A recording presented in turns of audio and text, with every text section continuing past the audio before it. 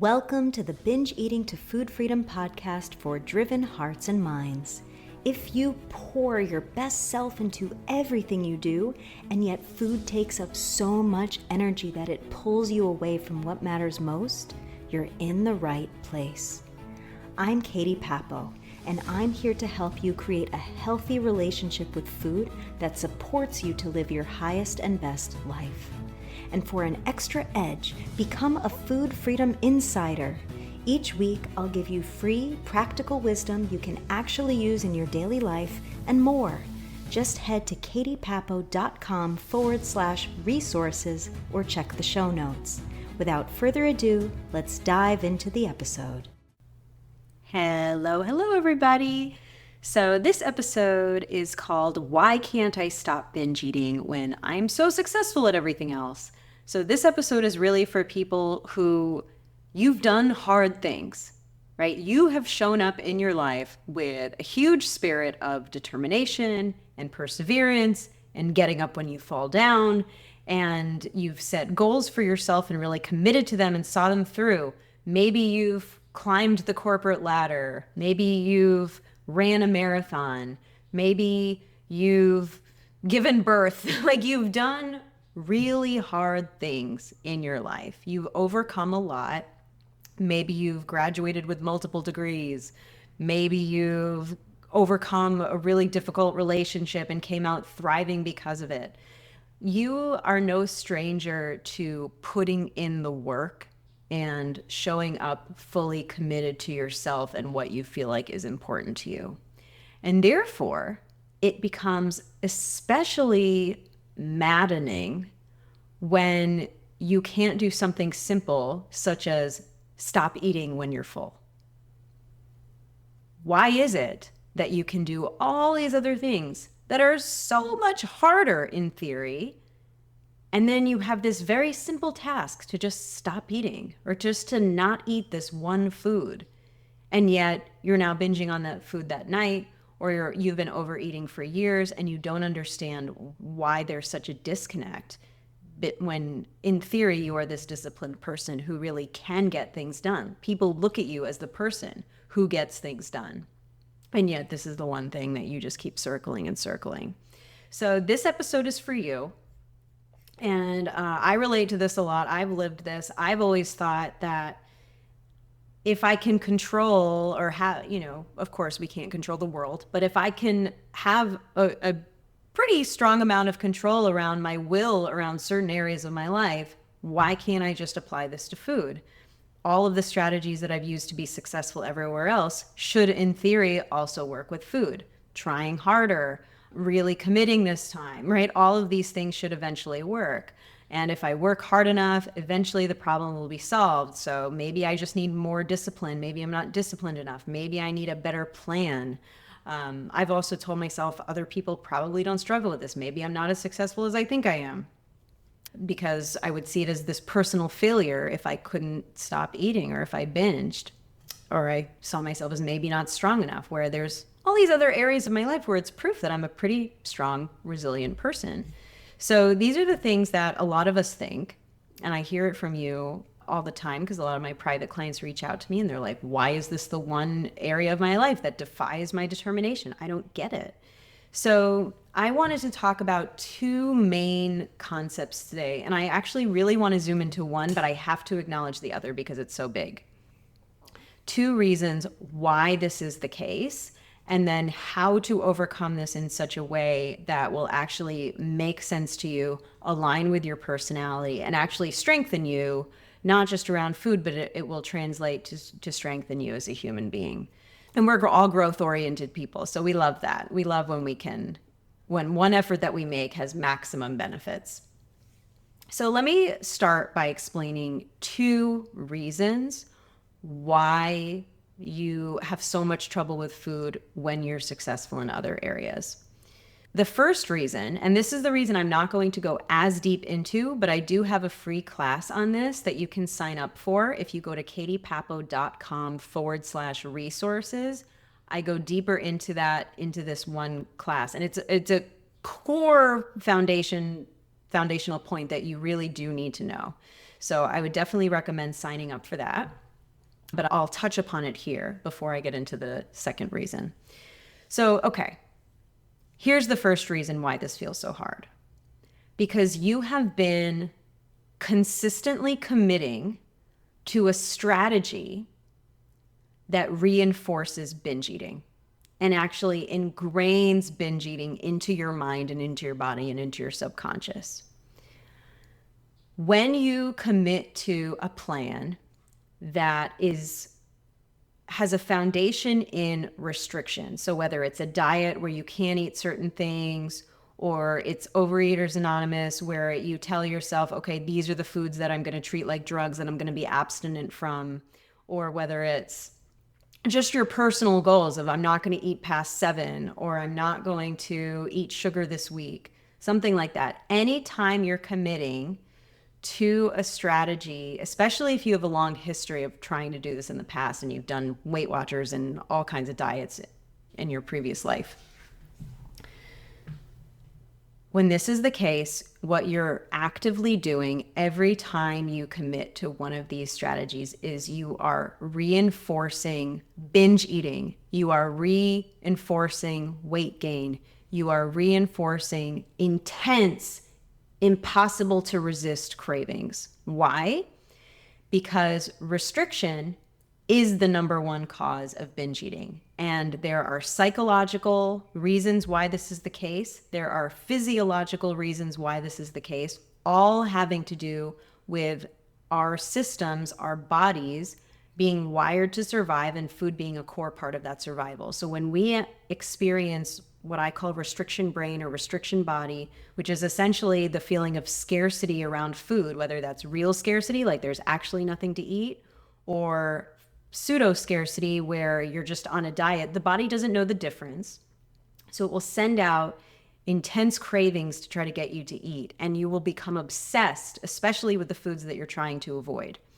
So the more you use your normal way of doing things, which is to go all in, go hard, commit, and if you fail, you get right back up and you commit even harder the next time. This will work in career advancements. This will work in school. This will work in, if you want to run a marathon, this will work in pretty much any kind of situation where you're problem solving, you're using your mental skills, or you're using your sheer will and force to move forward.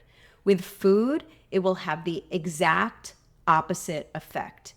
It will trigger all of what's natural in you, your physiological reactions, your biological reactions, your psychological reactions, and it will create even more craving. So it's this catch-22 where the harder you try and the more resolved you are in this commitment, the bigger the binge waiting for you on the other side. Even if you make it a day or 2 or 3 or 4 or a month, there will be a backlash where, and I'm sure you've experienced this before if you're listening to this podcast, where you not only gain the weight back, but you gain it plus more. And now you're worse than where you started. And this might have happened multiple times. This happened to me multiple times. So your all in kind of nature is what's screwing you over here.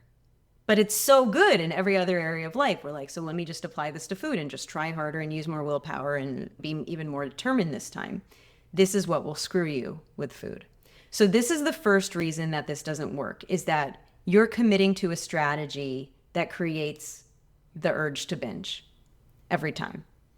Now, let's set this reason aside for now. I want to go into a second reason that goes deeper into your psychology as this person who is a go-getter, who has this problem-solving personality.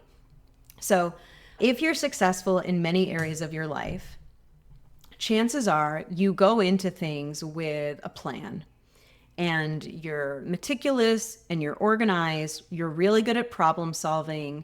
You're probably an intellectual or analytical person. You have maybe a type A type of brain where you can really zero in on what you need to focus on, set a plan in motion, and then follow that structure to the end. This is your strength. So most of the problems that you have solved, you've solved by thinking, you've solved by planning, You've solved, like, let's say, this is not a word, but cerebrally, you've solved it with your brain, with your wonderful intellect. And this is a wonderful quality to have, and it works in so many areas of your life.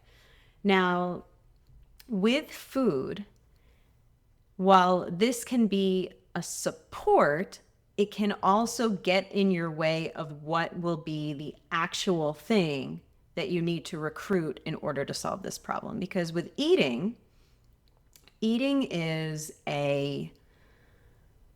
it's not a mental act, is it? Right? It's a physical act.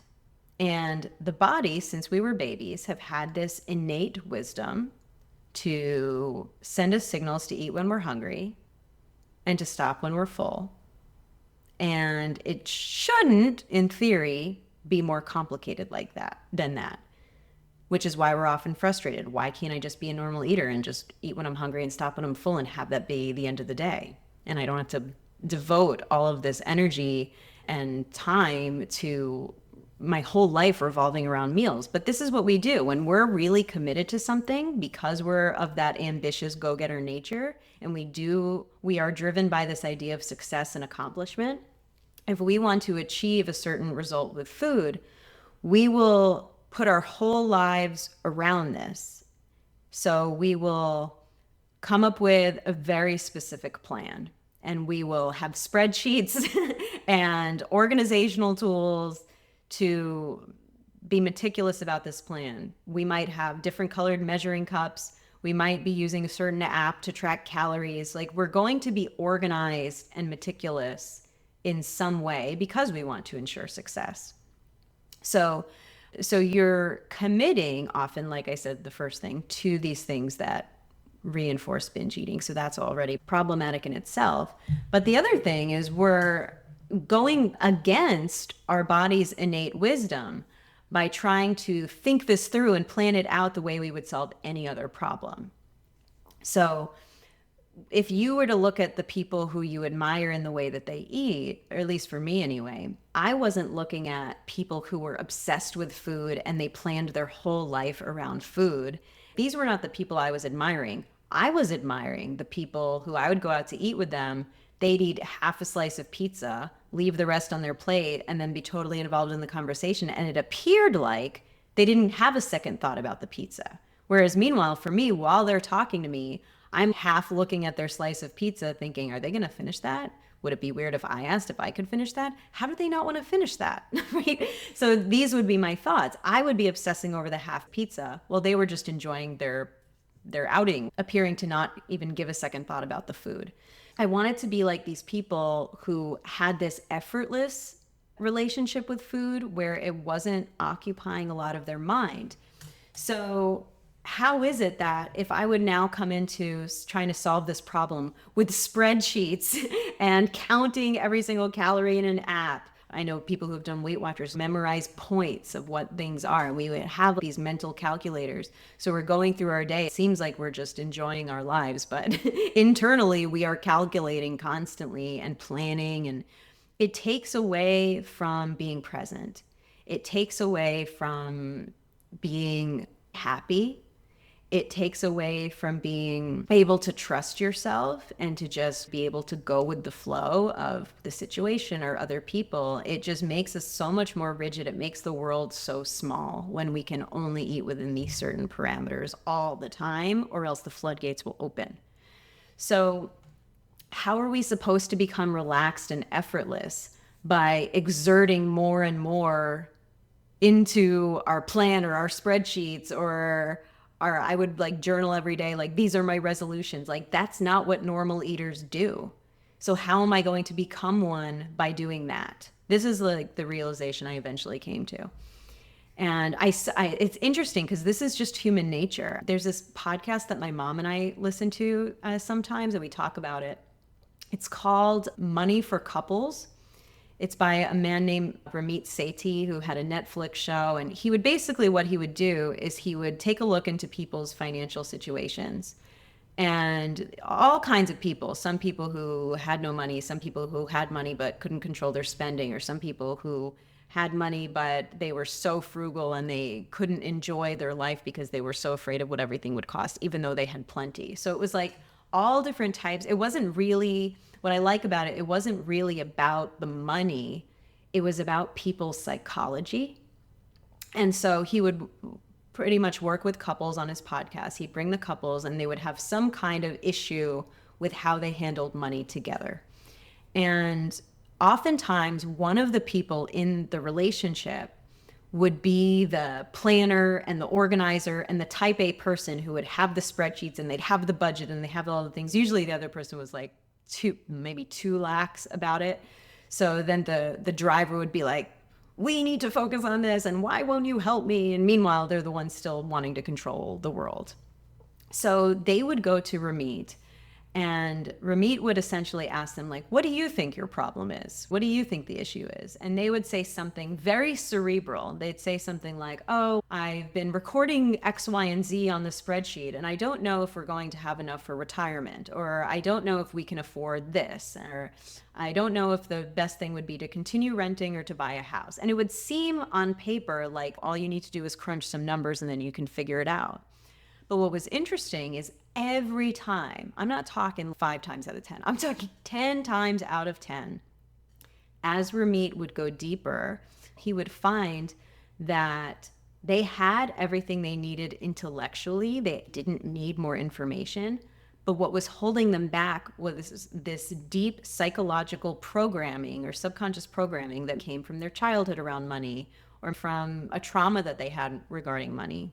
For example, someone who had plenty of money and they were all set for retirement and in theory it's time to enjoy now, but they couldn't bring themselves to enjoy because they were still so scared of the money running out. So what he always says to them is, it will not matter how much money you have. You're still going to feel bad. You're still going to feel stressed if you don't resolve this deeper issue within yourself, which it boils down to your psychology and your subconscious patterns. And the person, the type A person, would always be like, no, but I just need help with the spreadsheet. And he'd be like, no, it's not about the spreadsheet. How many years have you had a spreadsheet and the spreadsheet has not helped you? And this is the question I often ask my clients, like, how many years have you been following diets and plans?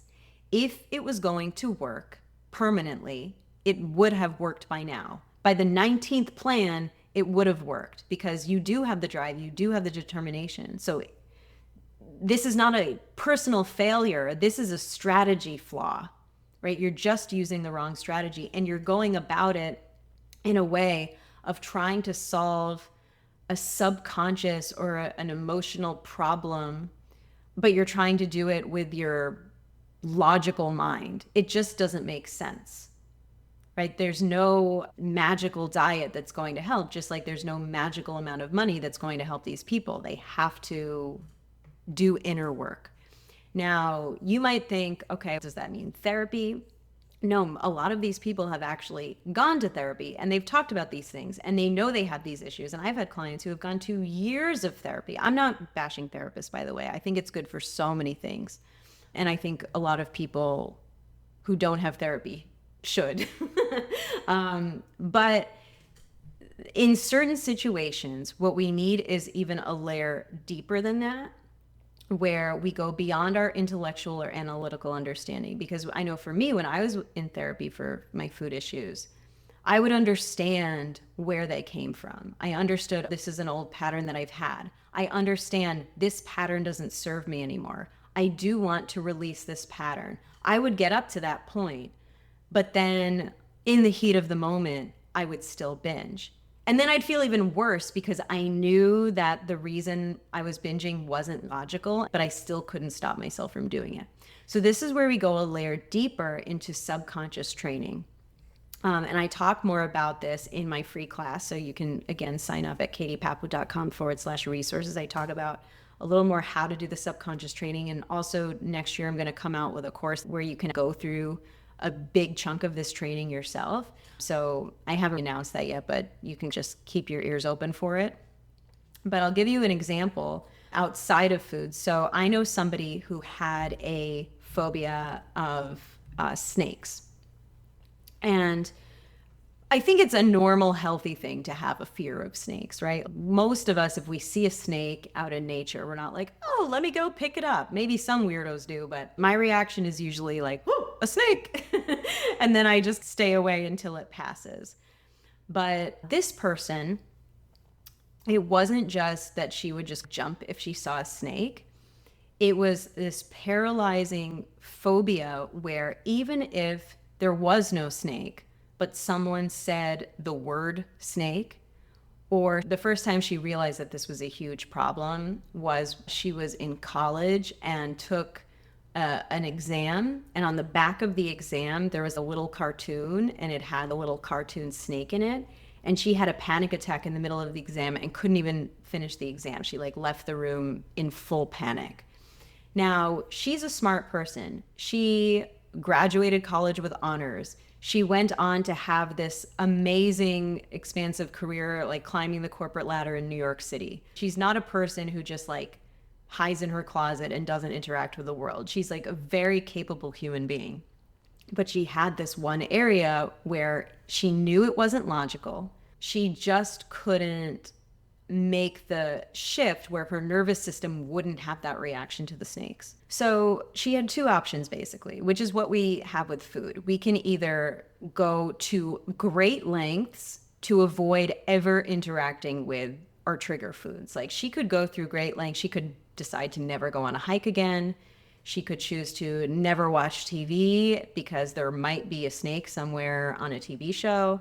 She didn't really want to do that, just like a lot of us. We might be triggered by cake or Oreos, but we don't want to ever skip going to a birthday party or a wedding because we're afraid that we're going to binge or avoid certain aisles of the supermarket. It's not just that it makes our world small, but it takes so much mental energy to avoid those things. Have you ever tried to, after you've recently broken up with someone, try to not run into your ex? And even if you don't see them, you're like walking in the supermarket and, oh, I hope I don't run into them, you know? So even if you don't see them, you're still suffering because you're anticipating it. And this was what was happening with her with the snake. We're not satisfied with the solution of just avoiding those things or creating some grand, elaborate plan where we're going to make it impossible for ourselves to be triggered in any way. What she wanted to do is to make herself untriggerable around snakes. So she started retraining her nervous system around snakes, and she started small. And this is what we do with food too. At first, she would practice regulating her nervous system when she was in the presence of a cartoon drawing of a snake. Once she felt okay with that, she would progress to the next level. She would learn to calm her nervous system around a photo of a real life snake. Eventually, she got to the point where she went to a place where I think they sold snakes. Maybe it was like a pet store. And she looked at one in person. It was behind glass, but she looked at one and practiced regulating her system so she was no longer having these reactions. Now she's quit her corporate life, moved to upstate New York. There are snakes everywhere. She's outside going on hikes all the time. So she's regularly seeing snakes, and now she can just go about her life and she doesn't have this paralyzing phobia. Now with food, we really need to nail down this solution because food is much more common to see than snakes. And if we don't become untriggerable around food, A, our world becomes so very small, and B, we have this constant undercurrent of anxiety, which is no way to thrive in life. And if you want to be successful at everything else, it is a drain to have your energy constantly being pulled into fear and anxiety and apprehension. So the solution here is not to just say, I need to just have a better plan, a more elaborate plan, more motivation to stick to the plan. There are multiple reasons why this does not work, but why we would be attracted to that kind of solution because it has served us in so many other areas of life. So let's reserve that for where it works. And then when it comes to food, to go layers deeper, layers beneath the intellectual understanding, layers beneath even the emotional understanding, getting into our actual system and how we subconsciously react to these things. This is how we can become untriggerable around certain foods. This is how then we can open up the communication channel between ourselves and our bodies and actually receive the body's wisdom without the mind constantly charging in, trying to overpower everything with cravings and compulsions and all that stuff. And then we can start to live in such a way where we're operating through our body's wisdom where it's appropriate, and then through our mind's wisdom and intellectual problem solving where it's appropriate. So it's not about saying, oh, all of my logical capacities and intellectual capacities are useless here, or they're just harming me. They're good. It's just about having discernment where it will serve you and where it will harm you and what to use instead. Because we know, intellectually, we know this is not logical. I'm telling myself that this is bad. Even as I'm eating, I don't actually want to be eating this. So I know, but then there's this deeper force that keeps pulling me. So this is what we need to address, is that deeper force, which is totally trainable, just not in the way that you've been solving problems before. So I invite you to listen to that class if you haven't yet, and also to continue to tune into the podcast, because even though we have 20 minutes to a half an hour for each episode, as you listen, more things will unfold. And also, of course, as the new year comes, I'll share more announcements about a course that will guide you in a very practical, structured way to train yourself in this. I'll say this to conclude. Just know that even though this force has been defying your logic and been incredibly frustrating, know that this is not a permanent problem, or it doesn't have to be a permanent problem. This is something that you can retrain, and all of your qualities of being committed and being a go-getter and all of those wonderful things, when channeled properly into strategy that actually will work for this unique problem, you will be unstoppable. And it will not have to take years for you to overcome this. Even if you felt like you've been struggling for years, this will not take years. It will take a concentrated period of repetition and effort, and then it will begin more and more to feel effortless. And this is what we do in our work with my private clients too. It's concentrated time where we practice and we repeat and we ingrain the new habits for them to become effortless. Does that make sense? So I will see you next week. I look forward to seeing you. Next week, we're going to be talking about inner shifts to transition from binge eating or compulsive overeating into quote unquote normal eating or natural eating or effortless eating, and internal shifts that you can make in order to create that transition for yourself and to have a more relaxed and peaceful and healthy and fulfilling life where food is a non-issue. So I'll look forward to seeing you next week, and I'll talk to you soon. Thank you for spending time with me today. If you're ready to take the next step in your journey, become a food freedom insider at katiepapo.com/resources. You'll get free practical guidance and instant access to my foundations class. That's katiepapo.com/resources. New podcast episodes come out every week, so subscribe to the podcast now. And if this episode resonated with you, I'd be so grateful if you'd take a moment to leave a kind review. It's very meaningful to me, and it helps other people find freedom too. I appreciate you so much, and I hope to help you further on your journey. Until next time, be gentle with yourself and others. See you next week.